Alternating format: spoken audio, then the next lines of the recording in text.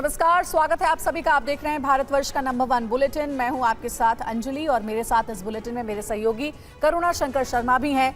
आइए शुरुआत करते हैं खबरों की और सबसे पहले बड़ी खबर है पश्चिम बंगाल से। मुर्शिदाबाद हिंसा के बाद इमामों से ममता बनर्जी की मुलाकात हुई है। मुस्लिम समाज से ममता बनर्जी की अपील, इंडोर स्टेडियम में प्रदर्शन कीजिए। ममता बनर्जी ने कहा है, अगर मुझे ठीक देखना चाहते हैं तो शांति बनाए रखें। बीजेपी वाले साजिश के लिए तैयार बैठे हैं। जब तक हूं हिंदू हूं, मुसलमान नहीं होगा, हिंदू और मुसलमान नहीं होगा, ममता बनर्जी ने कहा है। इमाम मस्जिद से एकजुटता का संदेश दें। तो ममता बनर्जी पश्चिम बंगाल की मुख्यमंत्री ये अपील कर रही हैं, इमाम मस्जिद से बनाए शांति। तो शांति बनाए रखने की अपील करते हुए ममता बनर्जी नजर आई हैं। इमाम मस्जिद से बताएं शांति रखनी है। मेरे को चैलेंज है, अगर वहां बैक को चेंज करना है तो क्यों कॉन्स्टिट्यूशन अमेंडमेंट नहीं किया? 2/3 मेजोरिटी में एएफ पास होना चाहिए। खाली मेजोरिटी से नहीं होता। जब कॉन्स्टिट्यूशन अमेंडमेंट होता है तो कॉन्स्टिट्यूशन अमेंडमेंट होता है 2/3 मेजोरिटी से। लेकिन आप चालाकी क्या है, आप कॉन्स्टिट्यूशन अमेंडमेंट नहीं करके आप एक बिल किया है। बीजेपी बाहर का गुंडा लेकर, ये उसका प्लान है। उसका पहले प्लान था रामनवमी का दिन में करने के लिए, लेकिन आप लोगों ने वो प्लान भेज दिया है। आप लोगों ने ज्वाइंटली कर दिया। आपको बहुत बहुत सलूट है इसके लिए। चालाकी से काम लीजिए। इधर राष्ट्रीय मानवाधिकार आयोग की टीम मुर्शिदाबाद हिंसा की जांच के लिए पश्चिम बंगाल जाएगी। यह टीम हिंसाग्रस्त इलाकों में जाकर वहां के हालात का जायजा लेगी।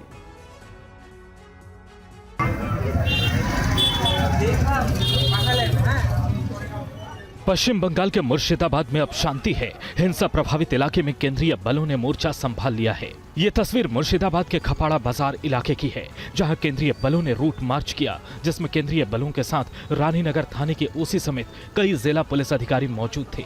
इस मार्च का मुख्य उद्देश्य ये है कि इस इलाके में जल्द से जल्द सब कुछ शांत हो। एक तरफ मुर्शिदाबाद हिंसा प्रभावित क्षेत्रों में केंद्रीय बलों की तैनाती की गई है, वहीं इस मामले में अब राष्ट्रीय मानवाधिकार आयोग ने संज्ञान लिया है।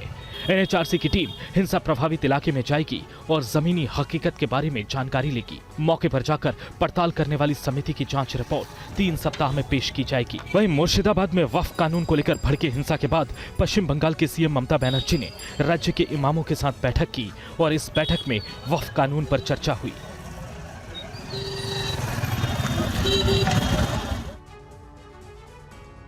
और वहीं वक्फ कानून के खिलाफ आज सुप्रीम कोर्ट में 10 याचिकाओं पर सुनवाई होगी। 3 जजों की पीठ आज दोपहर 2 बजे इन याचिकाओं पर सुनवाई करेगी।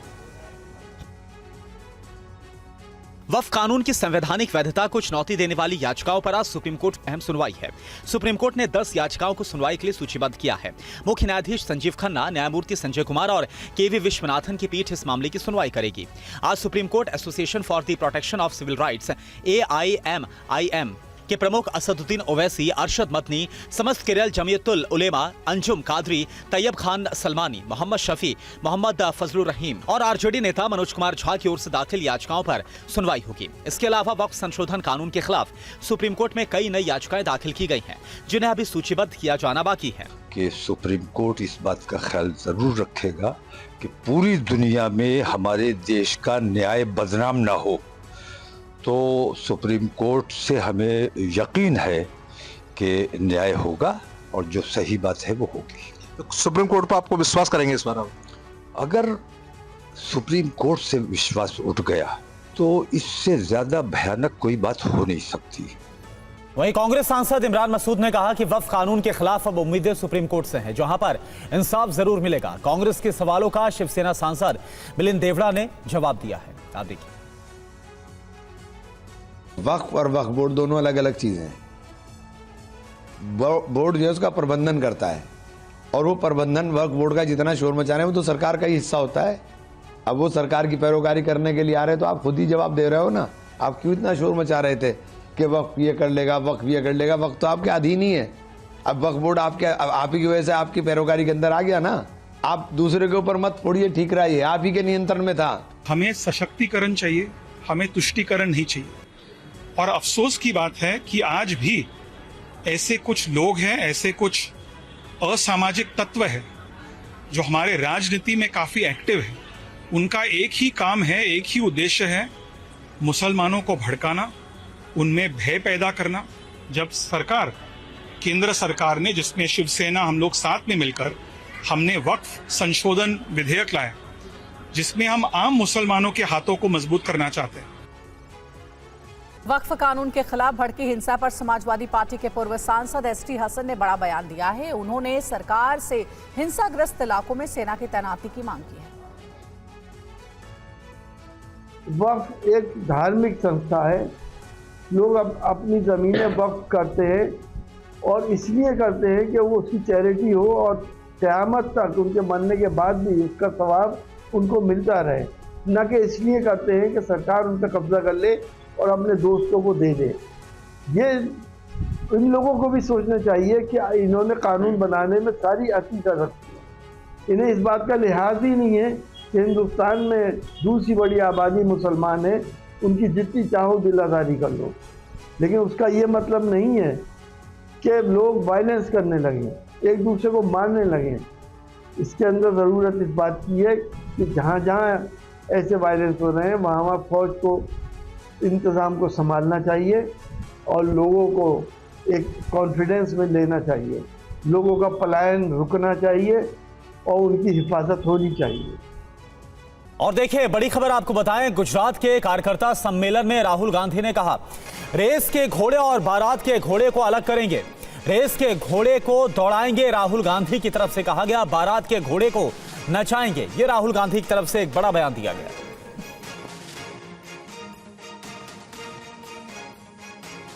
देखिए, दो तरीके के घोड़े होते हैं, एक रेस का होता है और दूसरा बारात का घोड़ा होता है। अच्छा, उसमें तीसरा भी होता है, उसको जोड़ देता हूं, एक लंगड़ा घोड़ा भी होता है। और आप ही ने मुझे यह बात बताई कि देखिए राहुल जी, प्रॉब्लम क्या है कि कांग्रेस पार्टी कभी कभी रेस के घोड़े को बारात में बेच देती है और बारात के घोड़े को रेस में दौड़ा देती है। तो हम ये बात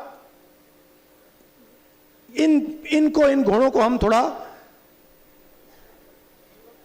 अलग अलग करना चाहते हैं कि भैया ये रेस का घोड़ा है, ये बारात का घोड़ा है और ये लंगड़ा घोड़ा है। और रेस के घोड़े को हम दौड़ाएंगे, बारात के घोड़े को हम नचाएंगे। तो आपको बता दें कि राहुल गांधी की तरफ से ये जो बयान है वो गुजरात में दिया गया है और इसमें खास तौर पर एक बार फिर से ये साफ तौर पर समझ में आ रहा है कि कैसे जो आगे की फंक्शनिंग कैसे होगी कांग्रेस पार्टी को, इसको लेकर एक बड़ा इंडिकेशन दिया गया है। गुजरात के कार्यकर्ता सम्मेलन में ये राहुल गांधी की तरफ से बयान दिया गया और इसमें कहा गया है कि रेस के घोड़े, बारात के घोड़े अलग अलग करेंगे और लंगड़ा घोड़ा भी होता है, ये भी उनकी तरफ से कहा गया। रेस के घोड़े को दौड़ाएंगे, राहुल गांधी ने बोला, तो बारात के घोड़े को नचाएंगे। और क्या कहा गया ये भी आप सुनिए कि डिस्ट्रिक्ट को अहमदाबाद से नहीं, डिस्ट्रिक्ट को डिस्ट्रिक्ट से चलाना चाहिए और डिस्ट्रिक्ट के जो नेता हैं, डिस्ट्रिक्ट के जो लीडर्स हैं, उनको स्ट्रेंथ देनी चाहिए और खास तौर से जो डिस्ट्रिक्ट प्रेसिडेंट है उसको जिम्मेदारी देनी चाहिए, उसको पावर देनी चाहिए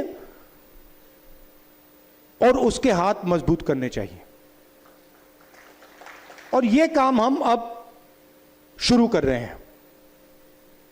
हम चाहते हैं कि संगठन और इलेक्शन लड़ने वालों के बीच में कनेक्शन हो। आजकल क्या होता है, कांग्रेस पार्टी का संगठन चुनाव जितवाता है और एक बार व्यक्ति एमएलए बन जाता है, एमपी बन जाता है, तो वो कांग्रेस के संगठन को भूल जाता है और कहता है भैया तुम जानो, तुम्हारा काम जाने, मैं जा रहा हूं। तो अब हम संगठन के माध्यम से लोगों को चुनेंगे। संगठन डिसाइड करेगा कि चुनाव कौन लड़ेगा कौन नहीं लड़ेगा, कोई एक व्यक्ति ऊपर से नहीं डिसाइड करेगा। एक और बड़ी खबर है, ईडी पर अखिलेश यादव का बड़ा बयान। ईडी को अब खत्म कर देना चाहिए। अखिलेश यादव ने कहा है, अपनी बनाई ईडी से कांग्रेस परेशान है।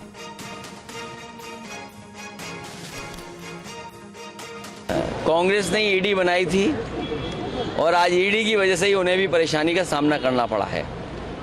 एक बहुत बड़े जर्नलिस्ट से मेरी जब बातचीत हुई तो मैंने यही कहा था कि बहुत सारे इकोनॉमिक ऑफेंसेस को देखने के लिए संस्थाएं हैं, इनकम टैक्स डिपार्टमेंट है और भी ऑफेंसेस देखने के लिए संस्थाएं हैं। ईडी की जरूरत क्या है? ईडी जैसे विभाग को समाप्त कर देना चाहिए।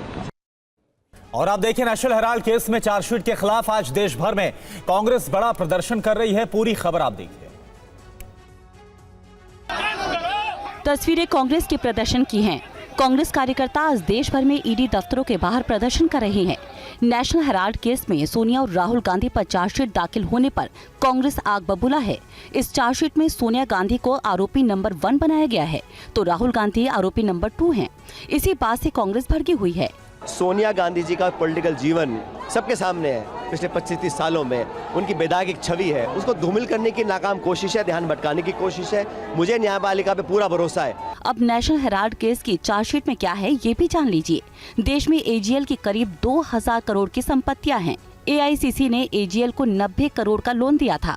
50 लाख में यंग इंडिया कंपनी को लोन ट्रांसफर किया गया तो यंग इंडिया ने लोन को एजीएल के शेयर में बदल दिया।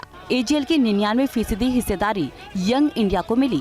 वहीं सोनिया गांधी और राहुल गांधी को संपत्ति का कंट्रोल मिला। यंग इंडिया नो प्रॉफिट संस्था के रूप में रजिस्टर्ड है। आरोप लगाया गया है कि साजिश के तहत गांधी परिवार को अधिकार दिए गए।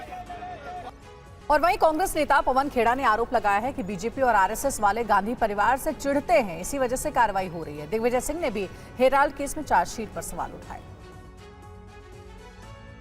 हम डरेंगे नहीं।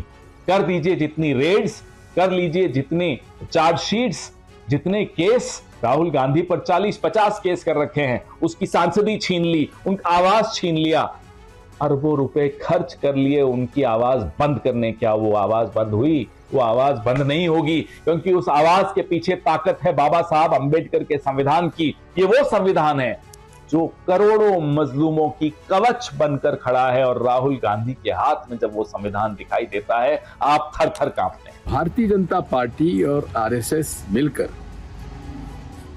ईडी, आईटी, सीबीआई को एक राजनीतिक हथियार के रूप में उपयोग कर रहे हैं। हम इसकी निंदा करते हैं। नेशनल हेराल्ड के केस में एक पैसा भी नेहरू गांधी परिवार ने अपने ऊपर खर्च नहीं किया है। 1 रुपया भी उन्होंने अपने काम में उपयोग नहीं किया है। और आप देखिए, वहीं ईडी की चार्जशीट का विरोध करते हुए दिल्ली में कांग्रेस मुख्यालय से पार्टी कार्यकर्ताओं ने ईडी ऑफिस की तरफ कूच करने की कोशिश की, लेकिन पुलिस ने इन कार्यकर्ताओं को हिरासत में ले लिया। आप देखिए हमारे संवाददाता कुमार विक्रांत की ground report. Delhi Congress, NSUI और यूथ कांग्रेस की ओर से ये कॉल दिया गया था प्रोटेस्ट का। तमाम कार्यकर्ता यहाँ पहुंचे हुए। इसके बाद इन्होंने ईडी की तरफ मार्च किया तो बाहर सुरक्षा के तमाम इंतजाम किए गए। पुलिस बल से लेकर तमाम सुरक्षाकर्मी तैनात थे। उन्होंने जो भी बाहर प्रोटेस्ट के लिए जा रहा है उसको डिटेन करके बसों में भरकर ले जाया जा रहा है। और जो एआईसीसी के नेता हैं, चाहे वो गुरदीप सप्पल हो, दीपा दास मुंशी हो, सचिन पायलट हो, सुप्रिया श्रीनेत्र हो, जो यहाँ मौजूद हैं, वो मीडिया से मुखातिब हैं, वो लगातार पक्ष रख रहे हैं। और अब मैं आपको बाहर का रुख दिखाऊं कि तमाम नेताओं को, कार्यकर्ताओं को डिटेन कर दिया गया है। दिल्ली प्रदेश कांग्रेस के अध्यक्ष देवेंद्र यादव, एनएसयूआई के अध्यक्ष और यूथ कांग्रेस के अध्यक्ष उदय भानु चिप को डिटेन करके पुलिस हिरासत में ले लिया है। उनको बस में भरकर ले गई और आप देख सकते हैं कि बैरिकेड किया हुआ है। चारों तरफ कांग्रेस मुख्यालय के बाहर का ये नज़ारा है। सुरक्षा कर्मी आपको नजर आ रहे हैं। हालांकि वाटर कैनन भी यहाँ पर आपको दिखाई दे रहा होगा कि कुछ कार्यकर्ता जो अभी अंदर भीतर मौजूद हैं। तो दिल्ली पुलिस की पूरी कोशिश यही है कि सभी को ईडी की ओर ना जाने दिया जाए। और वहीं बिहार की राजधानी पटना में भी कांग्रेस कार्यकर्ताओं ने ईडी दफ्तर के बाहर धरना प्रदर्शन किया और सरकार के खिलाफ नारेबाजी की। देखिए संवाददाता रुपेश कुमार की रिपोर्ट। किस तरीके से यहाँ पर धरने पर यहाँ बैठे हुए हैं।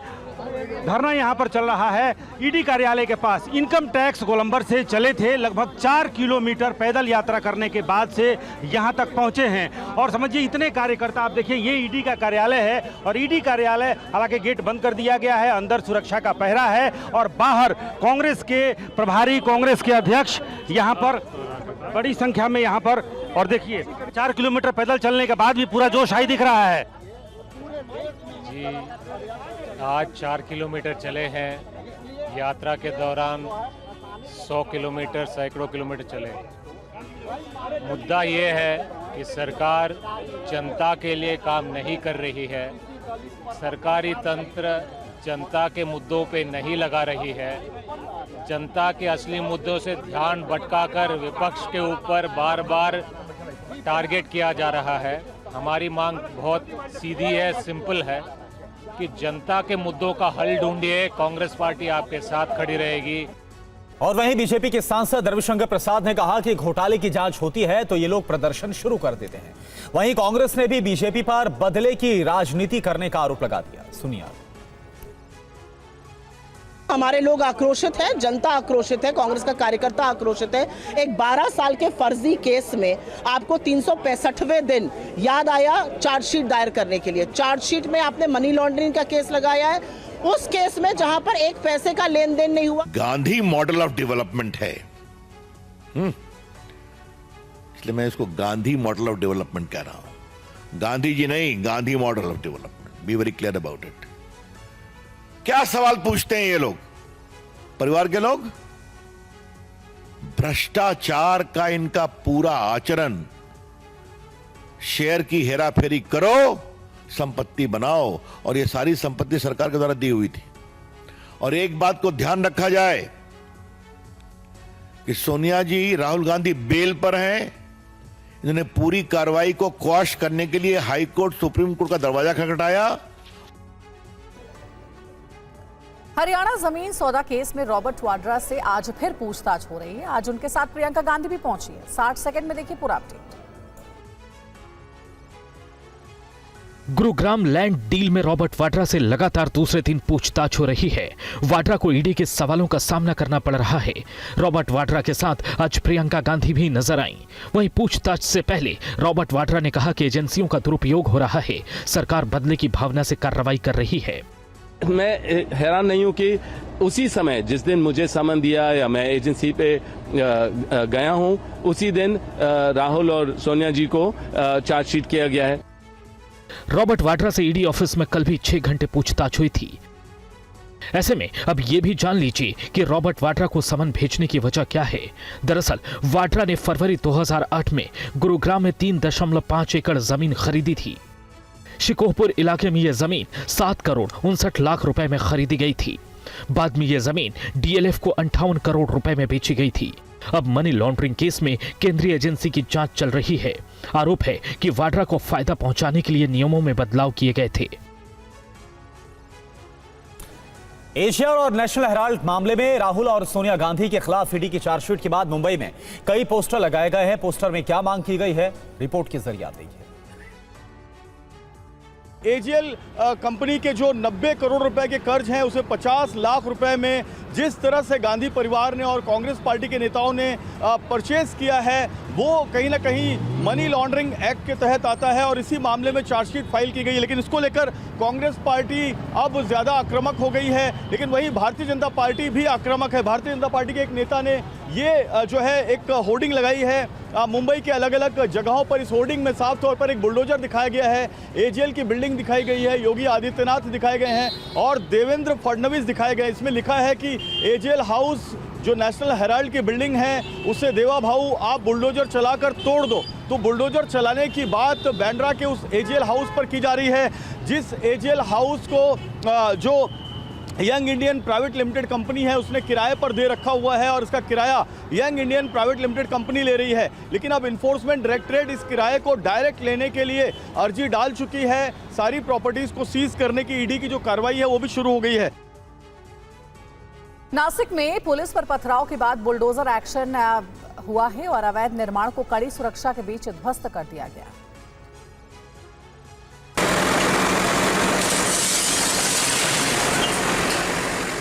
नासिक के काठे गली इलाके में कोर्ट के आदेश पर पुलिस और नगर निगम की टीम अवैध दरगाह को हटाने पहुंची थी। तभी आधी रात को माहौल बिगड़ गया और उन्मादी भीड़ ने पत्थरबाजी शुरू कर दी।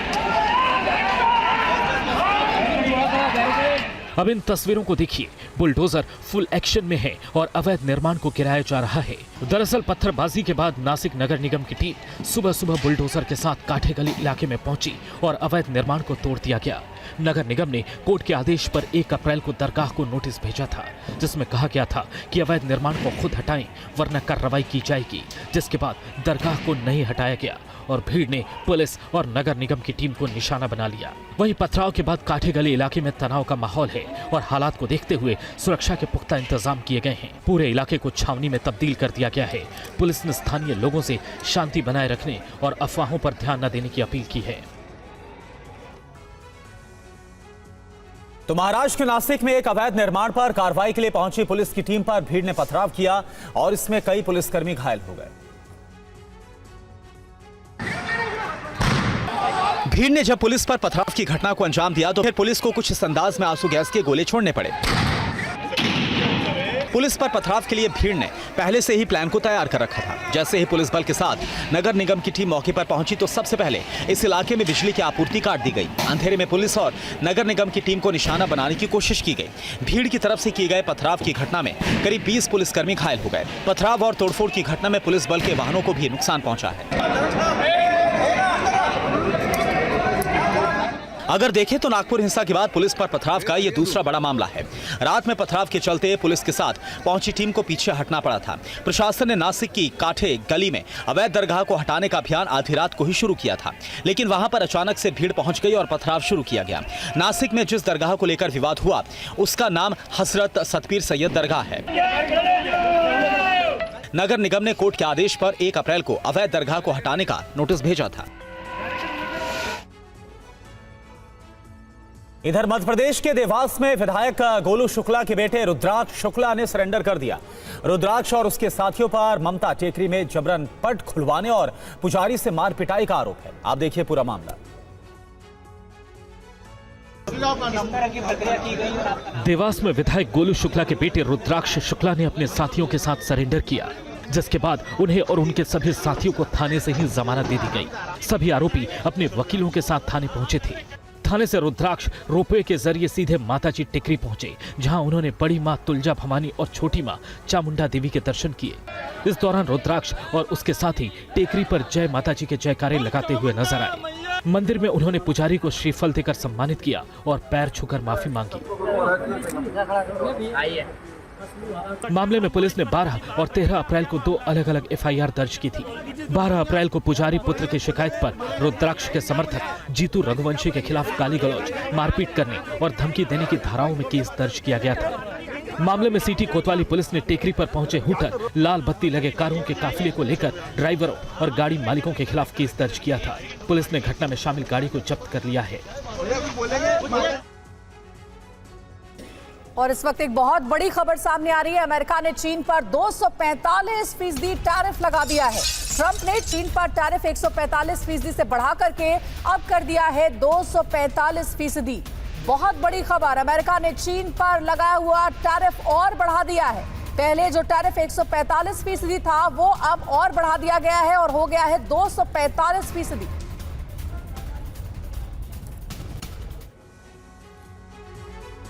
और चलिए अगली खबर का रुख करते हैं। महाराष्ट्र से है, जहां पर बीड़ में एक बीजेपी कार्यकर्ता की हत्या कर दी गई। वारदात को अंजाम देने के बाद हत्यारे ने खुद पुलिस के सामने सरेंडर किया। पूरी घटना क्या है आप देखिए।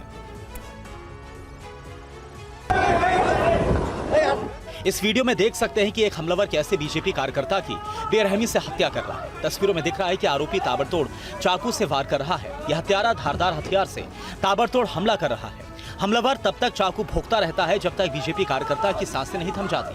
बीजेपी कार्यकर्ता गिड़गिड़ा रहा था, रहम की भीख मांग रहा था, लेकिन हमलावर चाकू के वार करता रहता। वहां पर मौजूद लोगों ने हमलावर को कई बार पत्थर फेंककर भगाने की कोशिश की, लेकिन इसकी बर्बरता जारी रही। खून से लथपथ बीजेपी कार्यकर्ता बाबा साहेब को जब तक अस्पताल ले जाया गया तब तक उसकी मौत हो गई थी। आरोपी इस बर्बर वारदात को अंजाम देने के बाद खुद पुलिस चौकी पहुंचा और सरेंडर कर दिया। आरोपी का नाम नारायण फपाल है। पुलिस ने आरोपी पर हत्या का मामला दर्ज कर जांच शुरू कर दी है। सदर गुन्ह्यातील आरोपी नारायण शंकर फपाळ राहणार बेलोरा तालुका माझगाव जिल्हा बीड हा स्वतःहून पोलीस स्टेशनला आला आणि त्याने गुन्हा केल्याची माहिती दिल्यानंतर त्याला सध्या ताब्यात घेतले आहे आणि त्याच्या अटकेची प्रक्रिया सध्या सुरू आहे।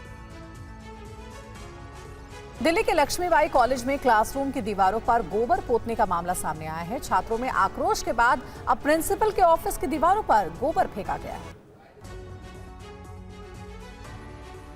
ये वीडियो सोशल मीडिया पर काफी वायरल हो रहा है, जिसमें लक्ष्मीबाई कॉलेज के प्रिंसिपल प्रोफेसर प्रत्युषा वत्सला दीवार पर गोबर पोतती नजर आ रही हैं।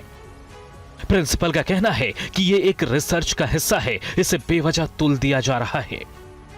ये पोटा केबिन रूम्स हैं जिनमें हम मड और cow dung, gypsum powder, red sand, इन सब और राइस हस्क ये सब यूज़ करते हुए उसका इफ़ेक्ट देखना चाह रहे हैं इस स्टडी में कि क्या कूलिंग इफ़ेक्ट इसमें कितना आ रहा है।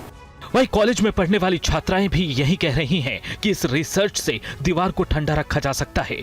गोबर के साथ बाकी चीजों का भी इस्तेमाल हुआ है। तो हम आत्मनिर्भर भारत बनके कैसे काउडंग ही नहीं और भी सारी चीज़ें जैसे रेड सॉइल और क्ले, जिप्सम, मुल्तानी मिट्टी सब चीज़ का यूज़ करा गया है। इसमें काउडंग भी एक है जो कि खुद में ही बहुत बहुत इंपॉर्टेंस रखता है। फॉर एग्जांपल एंटी बैक्टीरियल, उसमें एक बहुत अच्छा गुण देखा जाता है। उर्दू भाषा पर सुप्रीम कोर्ट ने बड़ी टिप्पणी की है। कोर्ट ने कहा कि उर्दू भारत में ही जन्मी है, लिहाजा ये बांटने का कारण नहीं हो सकता। आप देखिए पूरी खबर। उर्दू पर सुप्रीम कोर्ट ने दो टूक कहा है कि भाषा आपस में बैर नहीं सिखाती, करीब लाती है। उर्दू गंगा जमुनी तहजीब का नमूना है। दरअसल महाराष्ट्र में एक नगर परिषद भवन के साइन बोर्ड पर उर्दू के इस्तेमाल को सही ठहराते हुए सुप्रीम कोर्ट ने कहा कि भाषा संस्कृति है और इसे लोगों को बांटने का कारण नहीं बनना चाहिए। उर्दू गंगा जमुनी तहजीब या हिंदुस्तानी तहजीब का बेहतरीन नमूना है।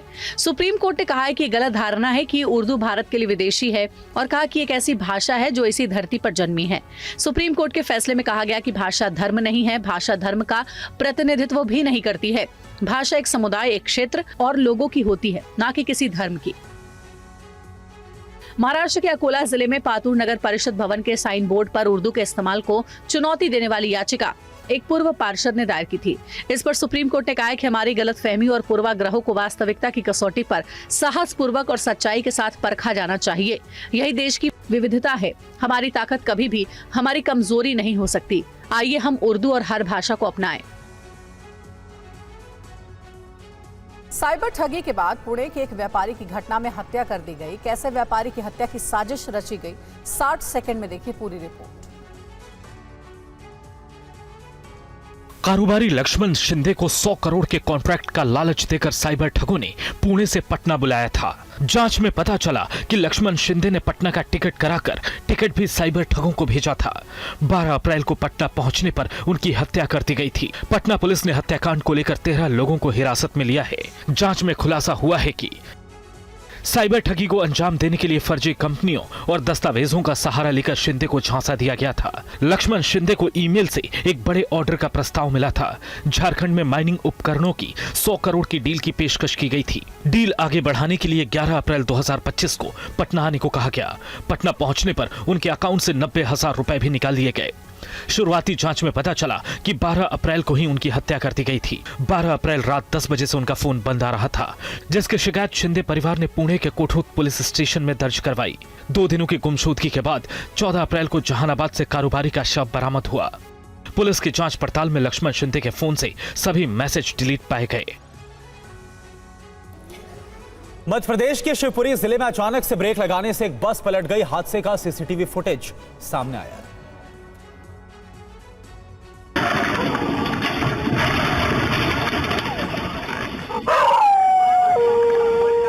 सीसीटीवी में साफ तौर पर देखा जा सकता है कि बस तेज स्पीड से आ रही होती है। तभी ड्राइवर को सड़क पर लगे डिवाइडर दिखे। इसके बाद ड्राइवर ने अचानक से ब्रेक लगाकर गाड़ी मोड़ने की कोशिश की। ऐसे में बस अनियंत्रित होकर खिलौने की तरह पलट गई। बस में करीब 50 यात्री सवार थे। हालांकि इस हादसे में किसी के हताहत होने की कोई सूचना नहीं मिली है। वहीं हादसे की मुख्य वजह की बात करें तो इसमें NHAI की लापरवाही सामने आई है। यहाँ हाईवे की एक पट्टी को प्लास्टिक बैरिकेड से बंद किया गया था। इन बैरिकेड्स पर ना तो रिफ्लेक्टर लगे थे और ना ही पर्याप्त रोशनी थी। बस के आगे चल रही एक कार बैरिकेड्स देखकर समय रहते मुड़ गई, लेकिन बस चालक को बैरिकेड्स अचानक दिखाई दिया और तेज ब्रेक लगाने से बस पलट गई। हादसे के बाद स्थानीय लोगों ने पुलिस को भी इसकी जानकारी दी। स्थानीय लोगों की मदद से पुलिस ने सभी यात्रियों को बाहर निकाला। हादसा नेशनल हाईवे 46 पर हुआ है। बताया जा रहा है कि शताब्दी ट्रैवल्स की बस लखनऊ से इंदौर जा रही थी। हादसे के बाद मौके से ड्राइवर फरार हो गया।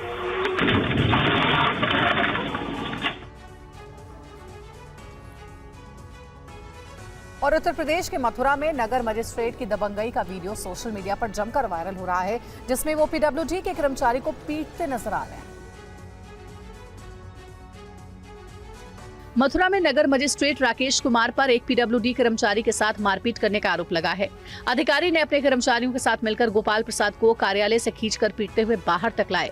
वायरल वीडियो में दिखाई दे रहा है कि कर्मचारी गोपाल प्रसाद को नगर मजिस्ट्रेट और उनके कर्मचारी मिलकर पीट रहे हैं। बड़ी मुश्किल से पीडब्ल्यूडी के कर्मचारियों ने बीच बचाव कर कर्मचारियों को बचाया। घटना के बाद पीडब्ल्यूडी कर्मचारियों ने विरोध प्रदर्शन किया और माफी की मांग की है।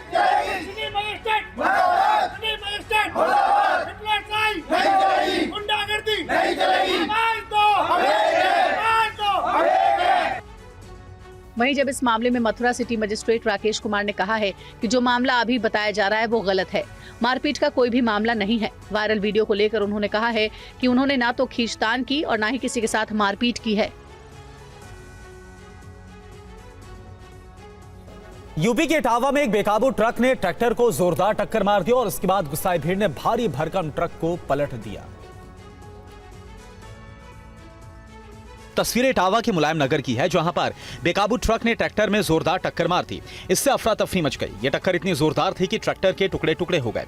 इस हादसे में ट्रैक्टर सवार 2 लोग गंभीर तौर पर घायल हो गए और एक शख्स ट्रक के नीचे बुरी तरह से फंस गया, जिसके बाद फायर सर्विस रेस्क्यू यूनिट को जानकारी दी गई और किसी तरह से ट्रक के नीचे फंसे शख्स को निकाला गया। लेकिन इसके बाद जो हुआ वो बेहद हैरान करने वाला था।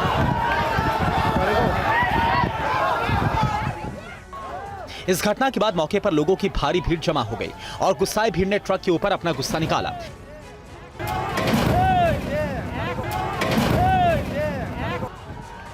तस्वीरों में लोग भारी भरकम ट्रक को पलटते हुए नजर आ रहे हैं और सामने खड़े लोग इसका वीडियो बना रहे हैं। तभी एक जोरदार आवाज के साथ लोगों ने ट्रक को पलट दिया और हंगामा करने लगे। आरोप है कि घटना के बाद घायलों को अस्पताल पहुंचाने के लिए मौके पर एम्बुलेंस नहीं पहुंची, जिसके कारण लोग आक्रोशित हो गए।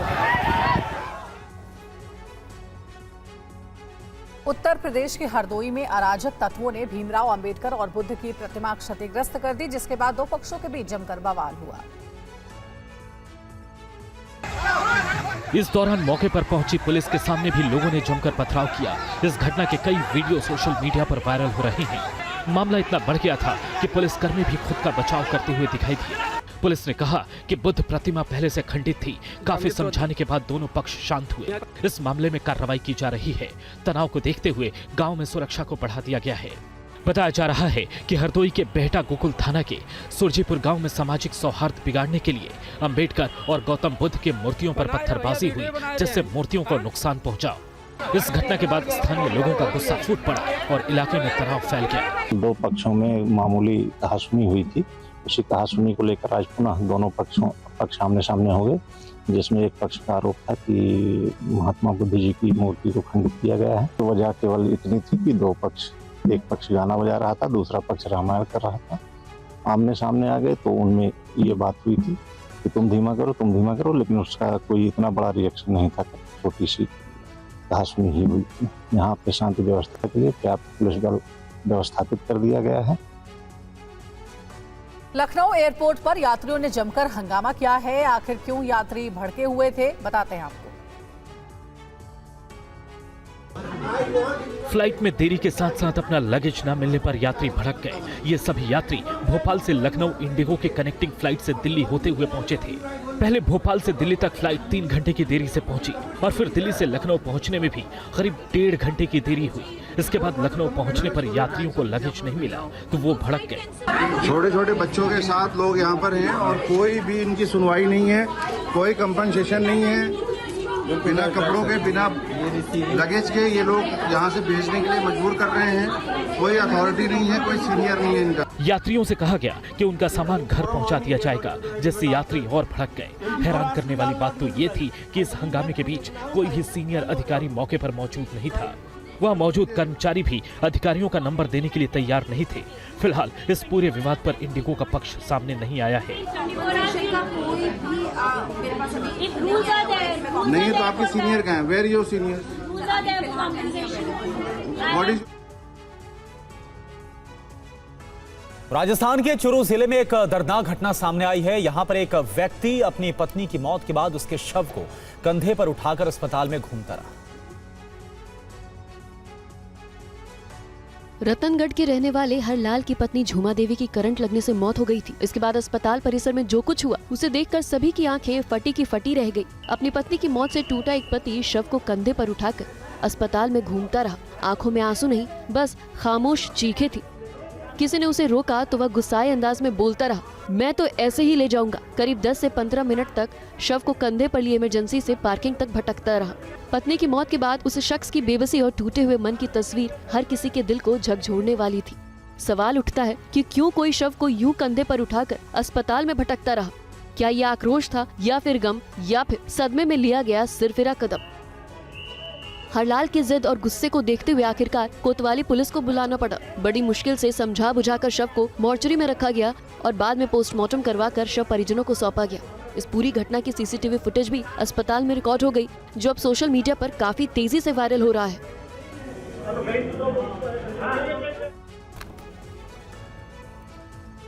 दिल्ली मेट्रो का एक और नया वीडियो सोशल मीडिया पर वायरल हो रहा है, जिसमें 2 युवक मेट्रो के भीतर हंगामा करते नजर आ रहे हैं। देखिए ये रिपोर्ट।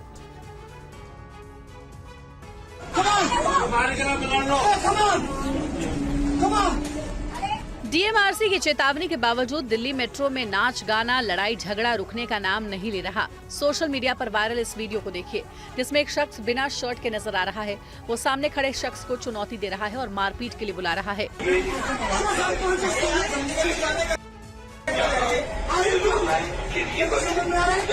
दूसरी तरफ सफेद शर्ट में खड़े शख्स की शर्ट फटी हुई दिख रही है और उसके सामने एक लड़की खड़ी है जो उसे रोकती नजर आ रही है। पीछे से कुछ लोग आते हैं और बीच बचाव करने लगते हैं, लेकिन बिना शर्ट में दिख रहा शख्स रुकता नहीं है और सामने खड़े शख्स को बुलाने लगता है।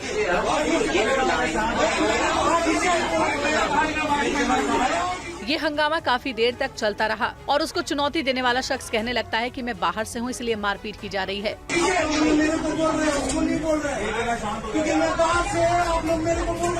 फिलहाल ये साफ नहीं हो पाया है कि ये वीडियो किस मेट्रो स्टेशन के पास का है। वहीं डीएमआरसी ने इस पर कोई आधिकारिक बयान नहीं दिया है।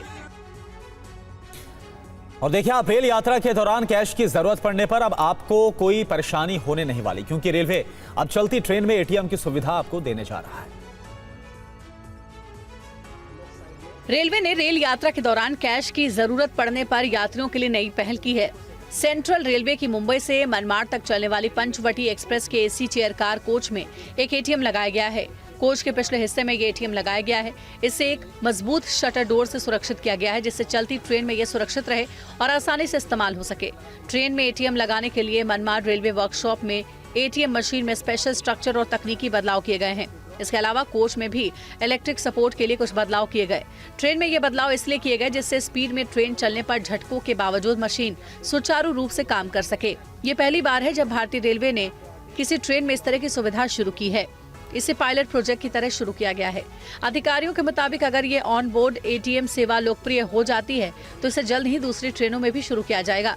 सुरक्षा के लिए ट्रेन में लगे एटीएम की सीसीटीवी के जरिए निगरानी भी की जाएगी।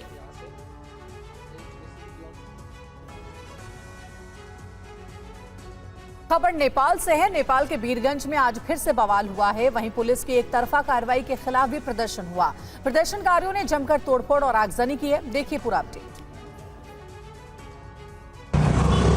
तस्वीरें नेपाल के वीरगंज की हैं। ये इलाका एक बार फिर हिंसा की आग में जल रहा है। हनुमान जन्मोत्सव पर शोभा यात्रा के दौरान हुई हिंसा के बाद से 2 समुदायों के बीच तनाव बढ़ता जा रहा है।